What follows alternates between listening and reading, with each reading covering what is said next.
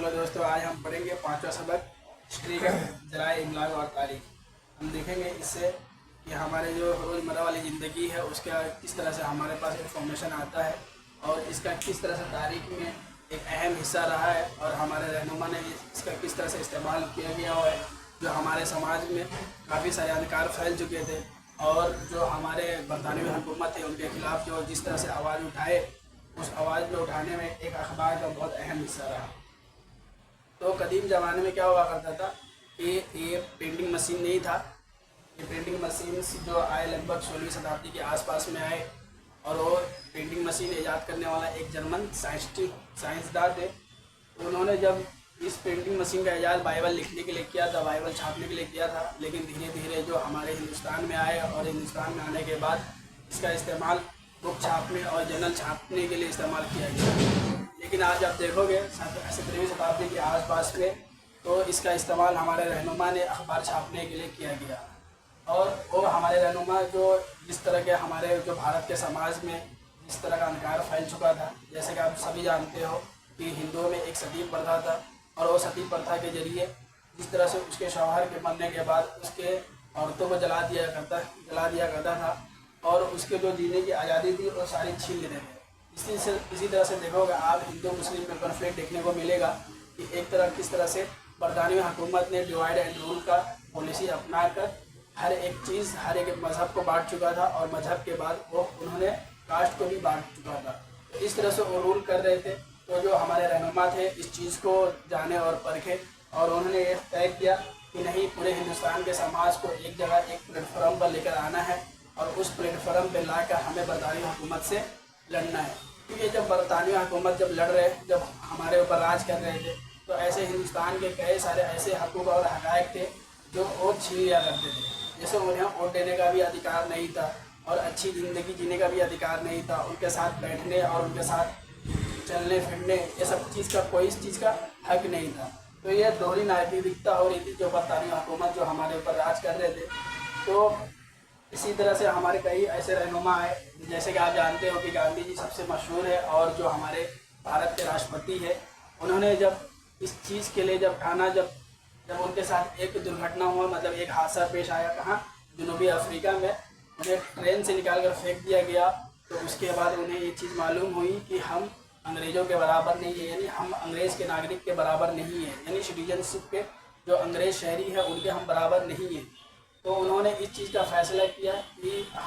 मैं भारत और अफ्रीका के लोगों को हक दिला के रहूँगा। तो उन्होंने बरतानवी हुकूमत के ख़िलाफ़ उन्होंने वहाँ आवाज़ उठाई। जैसा कि आप जानते हो कि बरतानवी हुकूमत के ख़िलाफ़ जनूबी अफ्रीका में जब आवाज़ उठाई तो उनका सबसे एक अहम अखबार था इंडियन ओपिनियन करके, इंडियन ओपिनियन, यह उनका अखबार था जो जनूबी अफ्रीका में वो भारत यानी हिंदुस्तानी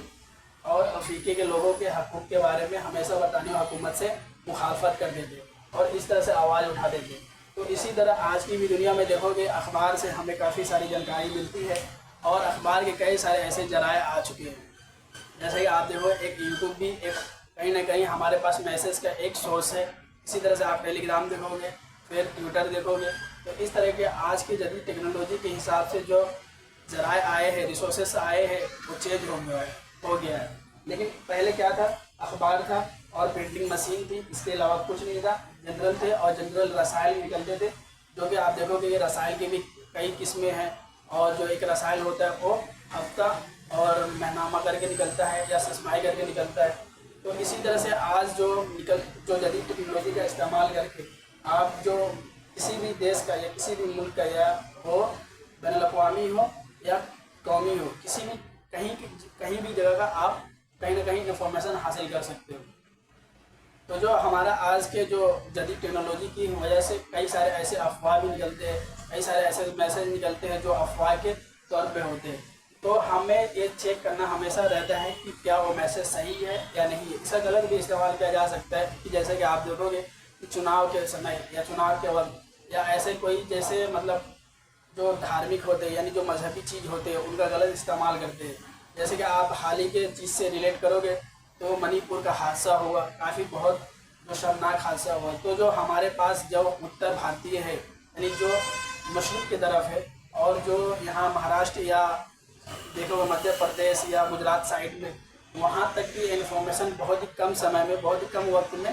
جو ہمیں مل چکا، اور یہ منی پور کافی دور ہے۔ اگر یہی اخبار کا سسٹم ہوتا، اگر مطلب جو ہمارے جدید ٹیکنالوجی استعمال نہیں کرتے تو کافی وقت لگتا ہے۔ تو اس سے ہمیں کافی سارے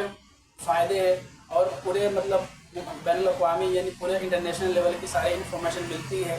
اور اس سے ہمیں کافی فائدہ ملتا ہے۔ جیسے آپ دیکھو گے امریکہ کا کوئی بھی فیصلہ پورے ملک کے لیے بہت ہی اہم ہوتا ہے، کیونکہ اس کے اکنومی کے حساب سے کئی سارے دیشوں کا اکنومک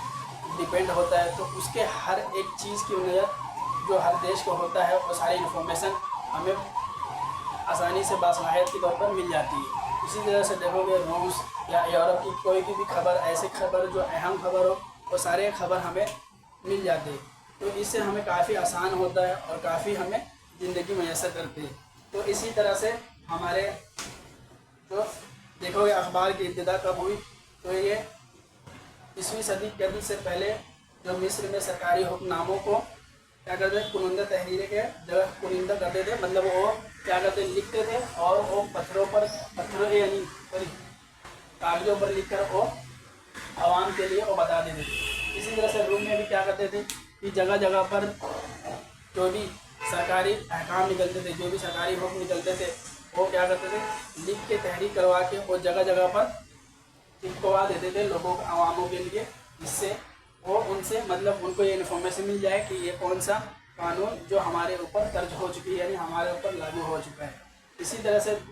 دن پہ دن جو آگے چلتے گیا، اور ہمارے اندر جو جدید ٹیکنالوجی کا جو اضافہ ہوتے گیا، اسی طرح سے آپ دیکھو گے ٹیلی گراف آیا، ٹیلی گراف کے بعد ریڈیو آیا، ریڈیو کے بعد ٹیلی ویژن آیا، جو کہ ایک ٹیلی ویژن کون سا ہے جو ویژول انفارمیشن جو ہمیں پرووائڈ کرتا ہے، ہم کسی بھی چیز کو اسی وقت ہم دیکھ سکتے ہیں۔ تو ایک اخبار کا جو ایکٹا ڈائرانہ نامی اخبار کا ایکٹا ڈائرانہ کر کے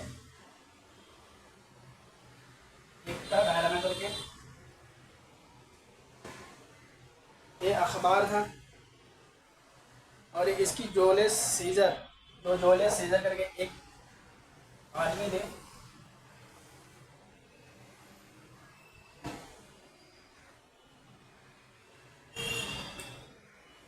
تو انہوں نے ذمہ اٹھا کے رکھا تھا، اور یہ کیا کرتے تھے کہ اس میں جو روم کے جو بھی حکومت کی طرف سے فیصلہ آتے تھے، اس فیصلے کو یہ کیا کرتے تھے چھاپتے تھے، اور جگہ جگہ پر ساری جو بھی جہاں پہ مطلب جہاں تک حکومت تھی وہاں حکومت تک وہ چپکا دیتے تھے۔ اسی طرح سے جو حکومت کا فیصلہ تھا یا حکومت کے کوئی بھی ایسے قانون تھے، وہ اسی طرح سے لوگوں کے بیچ میں لایا کرتے تھے۔ تو اس طرح سے سلسلہ جاری ہوا، اور وہاں سے اخبار کا ابتدا چالو ہوا۔ تو ہمارے بھی ملک میں جو 17ویں شتابدی کے آس پاس پہ ہمارے رہنما اور کئی ایسے رہنما جو دوسرے ملک سے تھے لیکن وہ دیش کی لڑائی میں حصہ لینا چاہتے تھے، تو انہوں نے بھی بک لکھنا اسٹارٹ کیا، جیسے ولیم جونس آپ جانتے ہو گے، جیمس ہکی کر کے، ایسے کئی سارے ایسے رہنما تھے جو دوسرے ملک سے تھے لیکن وہ بھارت کے یعنی ہندوستان کے لیے کام کرتے تھے، یعنی ہندوستان کی آزادی کے لیے وہ اپنی قربانی دیتے تھے۔ تو اس طرح سے کیا ہوا، ان کے اندر بھی ہمارے رہنما کے اندر بھی اس طرح کا فروغ حاصل ہوا، اور انہوں نے بھی اپنے اخبار لکھنا شروع کر دیے۔ جیسے کہ ہمارے دیکھو گے ایک راجا رام موہن رائے تھے، راجا رام موہن رائے،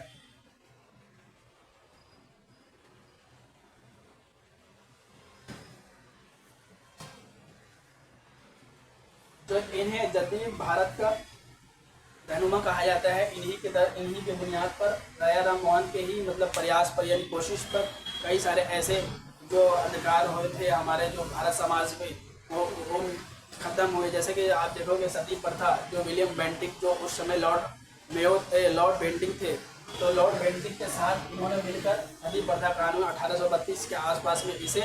جو غیر قانونی قرار دیا گیا، لیکن اس وقت بھی مطلب ستی پرتھا ہوتی تھی، لیکن اس وقت کیا کرتے تھے لوگ چھپا کے یہ کام کرتے تھے۔ اسی طرح سے آپ دیکھیں گے دہیج پرتھا تھا،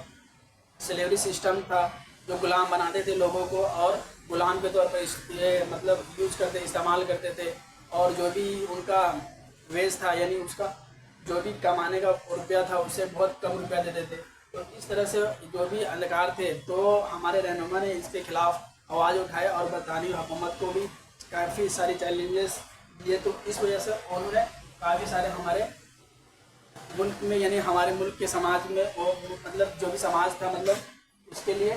काम किए। फिर इसी तरह से आप देखोगे doctor Ambedkar, B R Ambedkar देखोगे,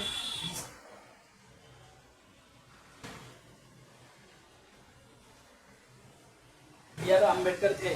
तो इन्होंने क्या किया, कॉन्स्टिट्यूशन ऑफ इंडिया का लिखने में इनका बहुत अहम हिस्सा है। और ये उस टाइम क्या थे, एक अध्यक्ष थे। तो इनका जो अखबार था बहिष्कृत भारत,